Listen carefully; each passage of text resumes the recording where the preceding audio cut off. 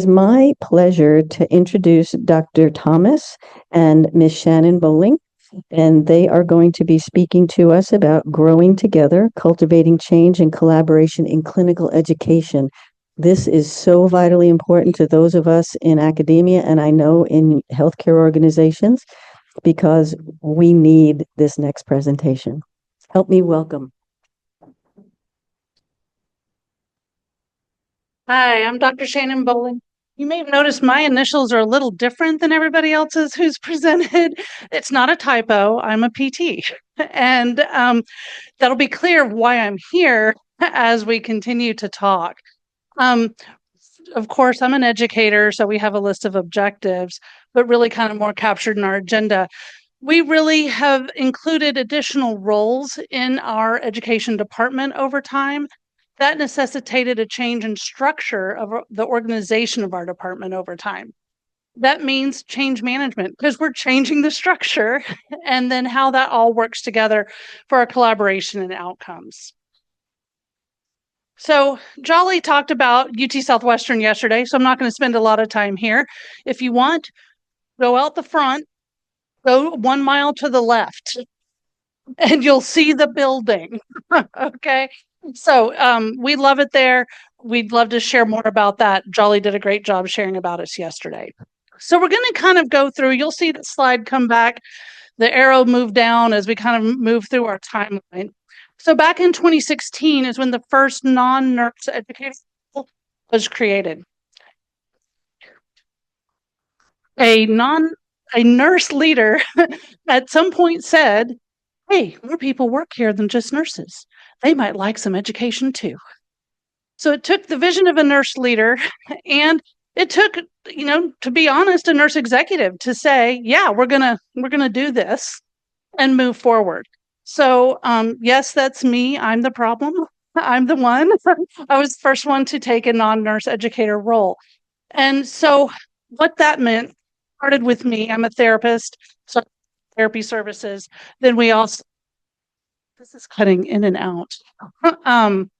Let's just see if we switch. It'd be better. Okay, let's see if that's, yeah. A little bit switched over. Which one is going to be? Okay, we'll do this one. All right.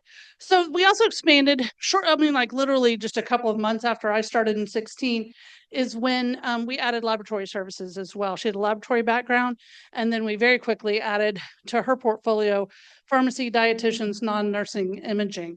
So that just the two of us added 1,500 FTEs more that we were supporting just with the two of us. So with that, obviously, with change comes challenge. And so some of that was role clarity. These the people that we were supporting hadn't had an educator before. What is she going to do? What is she going to do different? What is she going to do that we already do and we like the way we do it? That kind of stuff. But also with that comes boundaries. We came in, we had a fairly new at the time safe patient handling program. One of the things that at the beginning they said, oh, she can take over the safe patient handling program. My director, again, nurse leaders in the room, your leadership matters because my director had the conversation without me having to set boundaries as a new person trying to just learn my role. She said, no, she's not going to be the leader. She can be the educator supporting this program. I'm happy to tell you, we really changed our model for that program that we still use today with excellent data. I could talk, the whole time about that. I won't. If you have questions, ask me later. But that was really a great example of how that boundary setting made a difference in the role. And then just the volume of needs. Again, these guys had not had an educator ever. So there was a list and it was not short. So there was a lot of prioritization that had to happen. Okay. So us being new, most of the educators in our department, which at that time numbered at about 13, had a background in nursing education, had a master's in nursing education, had something going on or were working on it. I had nothing. I had just what I instinctively knew with parents who taught at the university level. That's what I had. I had taught many patients, I taught many classes to other staff, but I didn't know why I was doing what I was doing and why it mattered and what worked and didn't work. I just kind of, gave it a go. So I had to learn the terminology. I had to learn, who is this Donna Wright of which we speak? With competency. What is a gap analysis? What does it really mean? What are the best strategies for teaching and learning? So we had that piece of orientation that our colleagues didn't necessarily need because they already had it. The other thing was the workplace setting. The roles that we were supporting were not just nursing, right? I was supporting areas that I knew something about, but not a lot about. PT and OT are not the same, in case you didn't know that, right? They're very different. But I'm supporting the OTs. I'm supporting speech. I support respiratory. We have recreational therapists that I also support, certified pulmonary function techs that I support. So we have a whole range outside of there that had unique needs and had unique settings. So we had to learn about how that structure worked too. Our very different from other places I'd worked. Our rehab has a separate reporting structure than our inpatient therapy. Then, I was supporting some clinics at the time. So it was all very different. So we had to have some time about that. So having that foresight to give us that needed time to orient to our roles so we could do it well. So what are the benefits of having a non-nurse at that education table? A lot. There's a lot, right? Just having that support for those teams, but also that interprofessional collaboration. We're no longer an afterthought of, oh yeah, therapy needs that too. Or we don't know if they need it, so we're just going to give it to them anyway. That's what happened a lot when I came in. They were like, can you please filter? Can you please make sure that we get what we need and not what everyone needs? That new device coming to, critical care, the therapist may also be interacting with it, but interacting with it differently, right? Because I'm going to interact with it for mobility, which is different than what the nurse is going to do with it. So I don't need the same training, but I need something. So but I can be on the front end of those conversations. Just being in the same, physical space. I could hear Nora across the way say something. I'll be like, hey, that might, she's like, yes, it would. Let's talk, And so just having that there, I would say, I know that I have grown because of my nursing colleagues. I can hope that they say the same thing, that we're learning from each other as we go through this. Just that zoom out, therapists go to every floor, right? We're everywhere. And so I come with a different lens when I come to the problem solving table. But I need the expertise at the unit level lens of what's happening on the unit. So we, again, help each other because we are different and because we bring our different lenses. So lots of benefits there. Everything you will see, it was all done intentionally to improve patient care and outcomes. That's why we do what we do in education. So told you you'd see it again. So then fast forward a couple of years, and we were realizing our units had a lot more needs than the 13 of us could support for, at the time, 700 beds, right? So we did a pilot in 2019 with a limited number of units. We looked at leader satisfaction. We looked at how many needs were identified that we hadn't captured before. We looked at staff. Can they identify who their educators were and those who they could go to with education needs? The pilot went so well, we were approved to move forward. So we started our first phase of unit-based educators in 2020. And it was February of 2020 and March of 2020. So our unit-based educators, despite our intention for what their role was, all of us, right, started teaching PPE really well, really quickly. But a couple of years later, we did add unit-based educators for therapy services. So now I work with an acute care, acute therapy educator and a respiratory educator as well. And we've also added unit-based educators to procedural areas like endo, CVIR. So we keep growing that program. So how has our department structure changed? That first time, like when I was added in 2016, we had one manager and we had one director, one manager, and a couple of what they called team leads at the time, kind of function like assistant managers. But I mean, it's like 13 of us. You don't need much more than that, right? Well, now we tripled in size. We had to change our structure, right? So with that, we kind of did this. So the UBEs all had one manager. You're going to hear from her in just a few minutes, right? So all of the unit-based educators reported up to Shinto. They were responsible for unit orientation, precepting the preceptors, identifying those unit needs. Those of us that had already had been on the team were we called it the centralized team for lack of a better term, but we still did house-wide things, teaching those classes like charge nurse, preceptor, that kind of thing, the house-wide rollouts. We covered like safety and quality committees, Claudia Collapsy, Skin Falls. There's an educator dedicated to those areas. And then we also still covered the areas without a UBE. Rehab still doesn't have a therapy UBE. So I'm still there, still the person, right? And then our practice transition area also had their own manager. They hadn't had a separate manager until that point. It had just kind of been all lumped together. Let's try and cover the residents and teach in the residency and cover all these units. So by adding these people, we changed that structure. You can see by intention, these were siloed, right? Everyone kind of had their own thing. And I just put up there, we did have a name change. So you will see that. We were clinical education professional practice. We changed it here in a bit. You'll see that. So what were some of the benefits? I mean, the benefits for UBEs are off the charts. We get really, they are the experts in their unit care. What's happening at the bedside can really be the eyes and ears and help us understand. I might come in, work with CG's team, gotta have her unit-based educator and her team really explaining to me what the issues are so that I can understand and then help design the education that will best fit that. So having them be right there is great. So that just-in-time training is really important. They're right there at the bedside so they can provide that contextual training. They really focus a lot on orientation so they can identify where are weak points in orientation. How can we streamline? How can we work together? UBEs work together to help provide like content, be that for residency or for orientation. So again, shocker, all for improved patient care and outcomes. So we also, like any organization, we experienced growth. So we had opened the big hospital in 2015, and then they were 7 years ahead in terms of census. And so we were able to open our third tower 7 years ahead of schedule.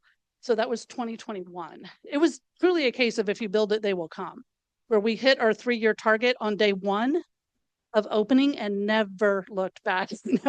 Like I remember that. And so we had that growth. So 2020, we added the unit-based educators, but 2021, just barely a year later, we opened a new tower with 125, 150 more beds.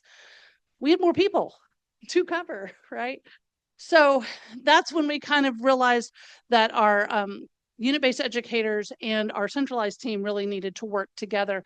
We still had practice transition kind of over here, and then the other educators here. And then because there were so many, because remember, we've gone from now 13 to 50 plus educators, that they added an assistant manager role back in to the education team. So I'm going to hand it off to Shinto.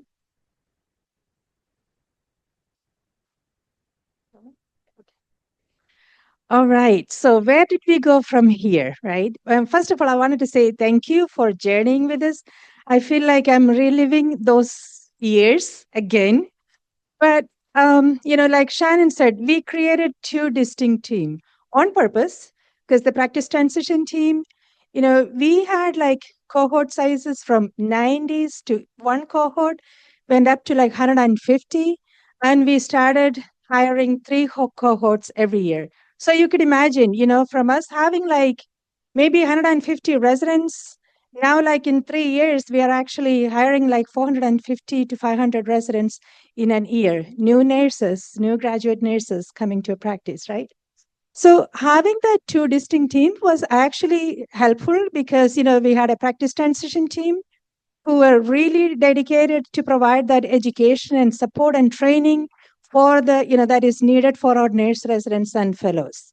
And again, the clinical education team, they had a different purpose. They had a different focus where they will look at the new employee orientation, and also any of the housewide initiatives as well. So within the clinical education team, we had unit-based educators, education assistants, education coordinators, NPDs, nursing professional development practitioners, PDS, professional development specialist. Those are our non-nursing education specialists. And we like Shannon said, we added additional assistant managers, and their focus was on competencies, educational needs of the hospital clinical staff. So they had a bigger picture. Then it is time for the realignment, right? So how many of you participated in a relay race? Maybe in high school? In a relay race? Yeah. So, we know in a race, each team member is really, really important, but they all have to be coordinated to win the team. So that's where we realized, yes, we had the NPDs, yes, we had the PDS, we have the unit-based educators, but they all have to work in sync. They all have to work together. So this is where we did that realignment by workplace setting. And I'll tell you why we decided to do the workplace setting or the WPS to do the realignment rather than the service line, because I'm sure we all are more familiar with the term service line, right? In the service line, for example, like in a critical care area, like in the heart and vascular service line, there is ICU, there is progressive care, there is med surg. So there is like different skill sets. But in a workplace setting, like in acute medical workplace setting or acute surgical workplace setting, that skill sets are more unified. So, and again, we were a PTAP accredited organization. We are a PTAP accredited organization. So the PTAP language is also WPS, workplace setting. So it was like, okay, let's go with something that's already established, right? So we actually did this alignment between the NPDs and the UBE along with the workplace setting. So we had an acute med NPD, and that acute med NPD will be working with the UBEs in the acute med area. Same thing, the critical care NPDs will be working with the critical care UBEs. So what are some benefits or like some clarifications that needed with this NPD UBE role creation? Because, yesterday we heard a lot about role clarity. We all need to have that role clarity in our lives. That's very, very, very important. I can see the smiles on your face with the role clarity. As an NPD, they need to know what's their role is. UBE needs to know what's their role is. The unit leadership needs to know, hey, who do I approach now? Now, because, before I had one person, now there is multiple people. Who do I approach for what, right? So that's where we needed to have that role clarity. So the way that we put it is unit-based educators are the expert in the unit. I have some of my UBEs sitting here in the audience and some of my NPDs sitting here in the audience. So they know it exactly. So the UBEs, they understand the culture of the unit because we all know every unit has a unique culture. They understand that unique patient population of that area. They understand the devices that is used there. They know the learning needs because they are there at the unit. They see, they observe, they hear. So they are the eyes and ears of education at the unit level. So the unit-based educator had this focused look at the unit level, where the NPDs, those are the master prepared nurses. So they had the bigger picture. They are the experts in education. They knew education planning, designing, how to provide that education. And then we have the unit-based educators to implement that education at the unit level. They work together, and because of that alignment, it created more sense because we had now the NPDs who look at the big picture and the unit-based educators who had a focused approach and help with that implementation of education at the unit level. So what are some benefits? Maximizing each role's unique skill sets. Like I said, the unit-based educators, they are at the unit. They are the experts at the unit needs, right? They are like the master preceptors that I would say. So, each NPD and the UBE, they have unique skill sets. And it's important to know that what is the NPD does versus what is the UBE does, and to utilize those skills so that we can provide that best support for our organization. Strategic division of task. Not two people are going to do the same thing, right? So again, maximizing that efficiency and also the time management. Stronger alignment with organizational goals. streamlining similar projects. No two people are going to do the same thing again and again.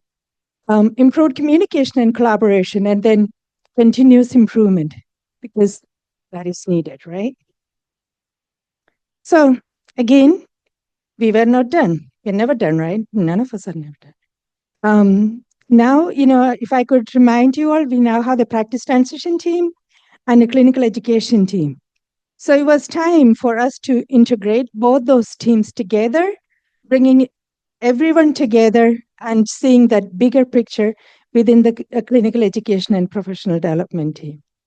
So currently, this is our department structure. We have a director, that's me, and then we have a manager that covers both clinical education and the practice transition team. We introduced 3 assistant managers in the practice transition team. Jolie did the presentation yesterday. She's one of our assistant managers within the practice transition team. Because like I said, with us having that bigger cohort each time, it was really, really important for us to provide that continuous support to our residents and fellows. Because, they learn from the classroom, but it's really important to have that face-to-face rounding, right? Having that additional assistant managers and the additional NPDs really helped us to, establish the relationship with the resident, identify any early warning signs to say, are they struggling with the progression? What kind of support do they need? Because each resident has unique needs, right? So having that additional leadership support and the NPD support really helped us with that, establishing the relationship, making sure that we are helping our residents to transition successfully to their independent practice. Assistant managers to the clinical education side also, and we align their responsibilities with the workplace setting. So we know, okay, if the women's service has a question, which assistant managers do they need to reach out to? So really realigning or adding more roles and also realigning really helped us to provide that more focused education to our staff in our organization. I mean, the benefits, I feel like I already said, but overlapping responsibilities. So, one example that I would say for any nurse resident, we know we really need, for the resident to be successful, it's really important to have the unit-based educators help them, because during their practice-based learning, they're at the unit. So they have the unit-based educator to support them at the unit level. For them to have that organizational enculturation, to help them to understand the organization goals and then get them into the unique curriculum for the residents of, we have the practice transition team to support. The practice transition team in the career, if they are revising the curriculum, we have MPDs on the clinical education side who are experts in different areas. Like an oncology NPD can support with the practice transition team to develop that curriculum for that oncology resident. So overlapping responsibilities really helped us to support each other and strengthening the educational efforts for our across the division. And also streamline processes, right?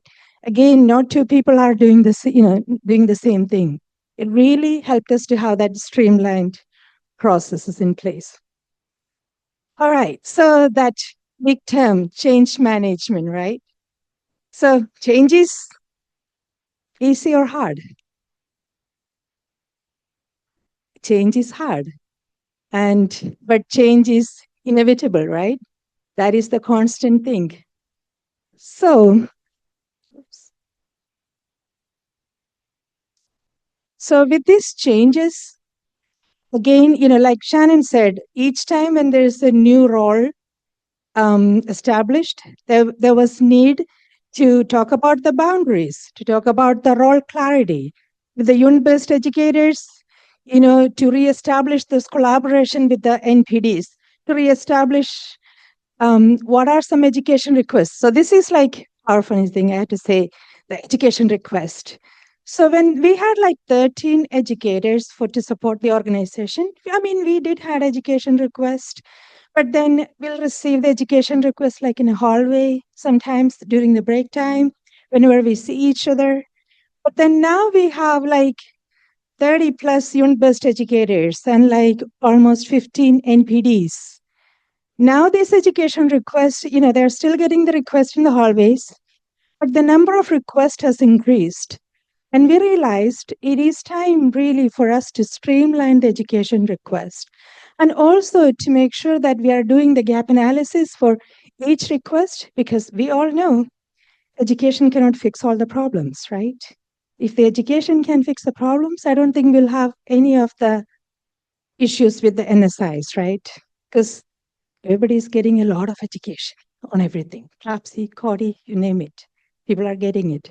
So this is where we actually establish like an education request process, streamline the process, and every education request, we kind of made it mandated to have that gap analysis. Really wanted to know whether it is like a nice to have education or is it actually needed for it? Because our staff, they don't need to have like 25 different education modules thrown out to them on a monthly basis, right? When we really identify what is actually needed, so then we can provide that focused education, that's where it'll be stuck. It'll make sense. Because as adult learners, we all need to know the why behind it.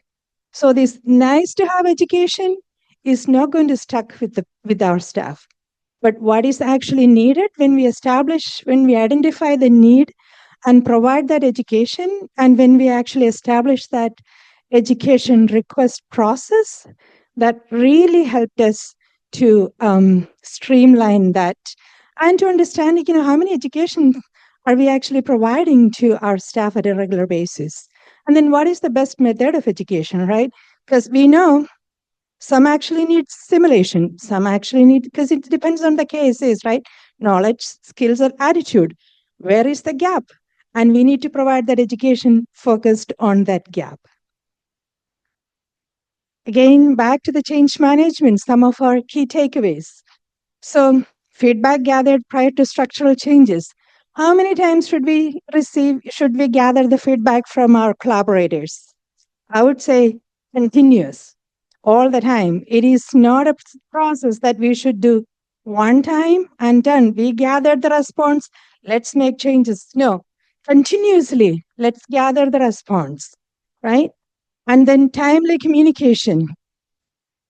What is timely?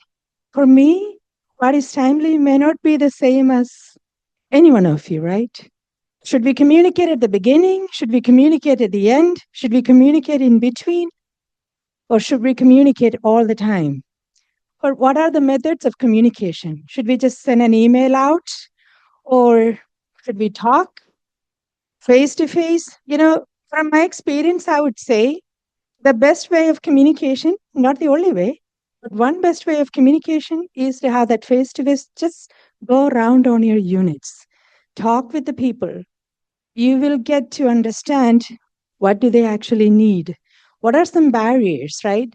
So I would, establishing the relationship, they mentioned that this morning, the importance, was it this morning or yesterday? I don't know.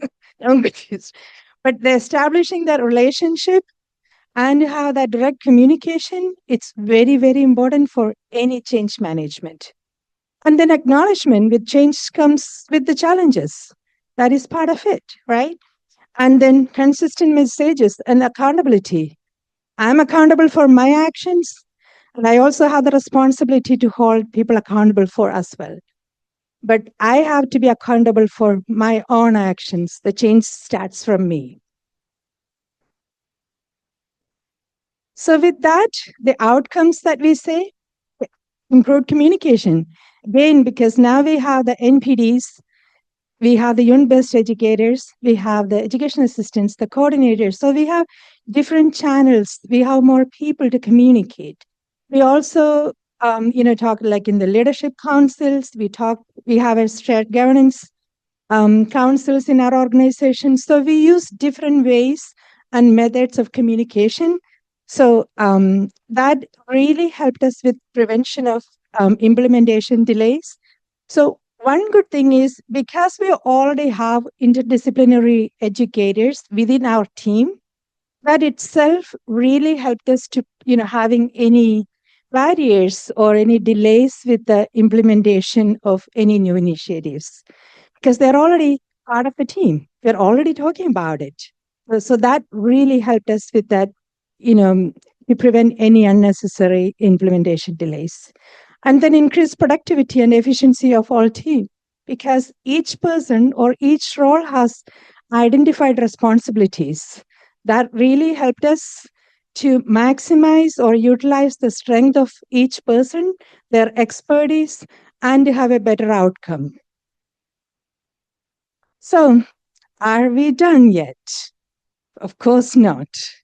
What are our next steps? So, continuous evaluation of support areas. So, even though we say, yes, we have, support for our inpatient areas, we have support, educational support for our procedural areas, there are still opportunities, right?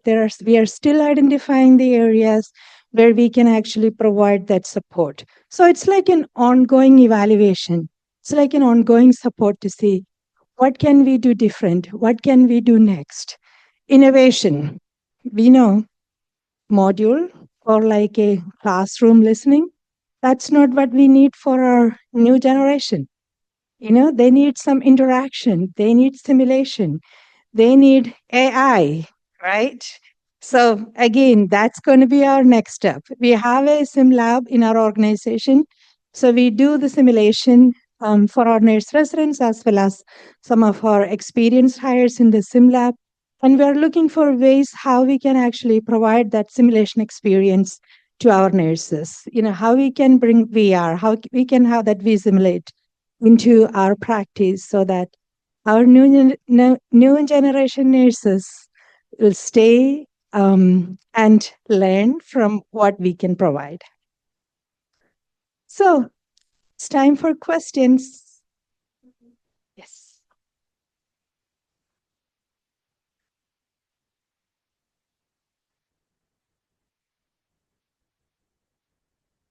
Oh, very nice presentation. First of all, Shannon, thank you for joining our ranks. And as I said yesterday, we stand shoulder to shoulder because we're professionals together, not because you're not a nurse or I'm not a physical therapist. So thank you.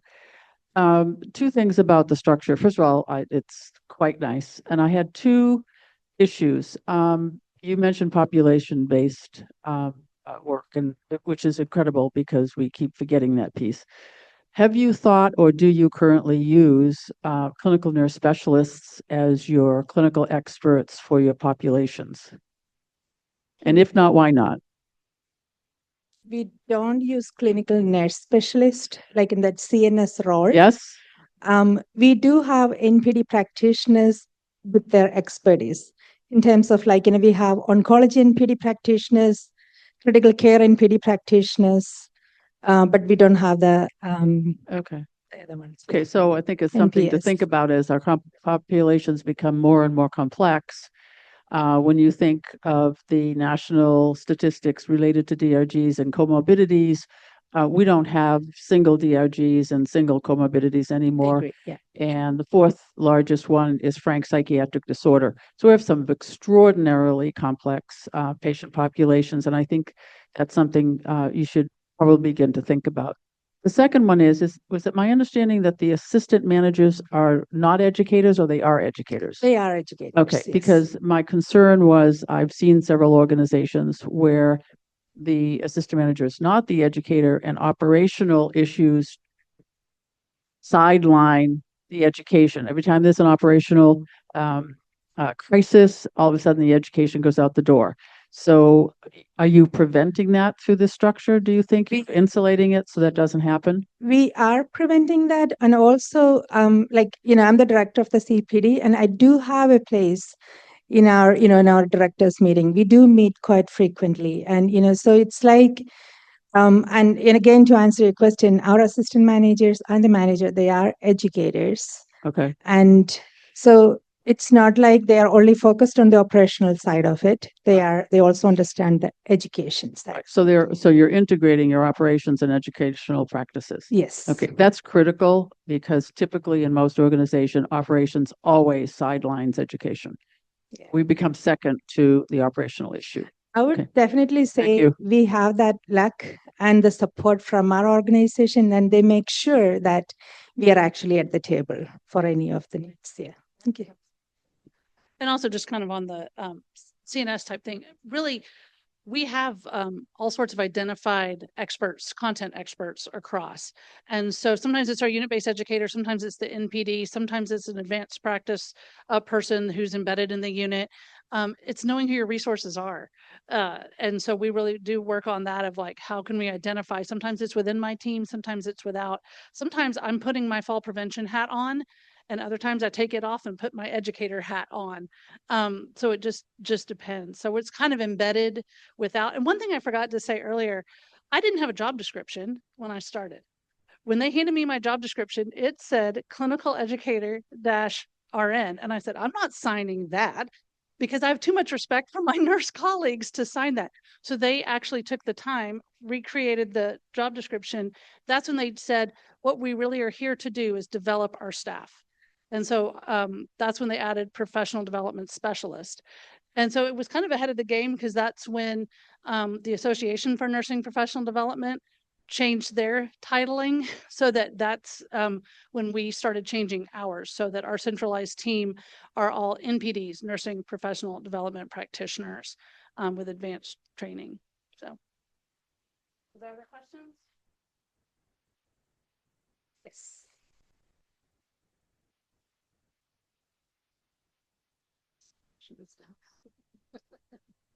This is a type of program that I've been trying to advocate across our organization for a long time, working in an organization where we don't even have clinical educators in the hospital anymore. They're pretty much non-existent. They are over, say, they have areas, critical care, med-surg, progressive care, and they are over several different hospitals. So we never see them. And so the education has fallen on us leaders. So what resources would you suggest for us leaders that are in those situations that really, I mean, this would take a lot of work and advocating for this to go from where we are to where the program that you guys have? What resources would you suggest for us leaders in those positions to get started, even to try to implement something like this? Yes. At UT Southwestern, and actually your VP had reached out and we talked. We actually had lunch probably 2, 3 months ago. So I had shared what we're doing at UT Southwestern, and I used to work for THR. So we okay. So we talked about, the struggles you are going through, and how are you able to help when you're stretched so thin and dissatisfaction. So do know that they are aware of that. But everything is tied to financials. If you don't have the financials, if they don't make that commitment, it does make it difficult. So they are aware. I would also say, I totally agree with what Dr. Wynn said. Also say always have your facts, right? Gather your data and prioritize and actually talk about it, right? Because I was on the inpatient side as a nurse leader before I became an educator. And then, of course, I would say I was lucky to be part of the CPD journey from the UBs and then the NPDs and the recreation and everything, reintegration, I would say. And it wasn't easy for sure, and it was like, there were pushbacks. But one thing that I learned is like, rather than coming up with your problems, I make sure that there's a solution that, I'll come up with. If we do it this way, this is the outcome. So, for our NEC or our executive leaders, if we can actually provide that, the better outcomes that we can come up with without these. And always, reprioritize, gather your facts, gather your data, never give up. It's there. I would also too, like one thing that was helpful to me because they're like taking a really big chance on bringing me in. But the time I saved by them not getting things they didn't need, then I could translate that of, oh, okay, that 1 hour module for 150 therapists that make $45 an hour on the low end That's a lot of money that I've saved by saying they only need 10 minutes of this or they need it differently.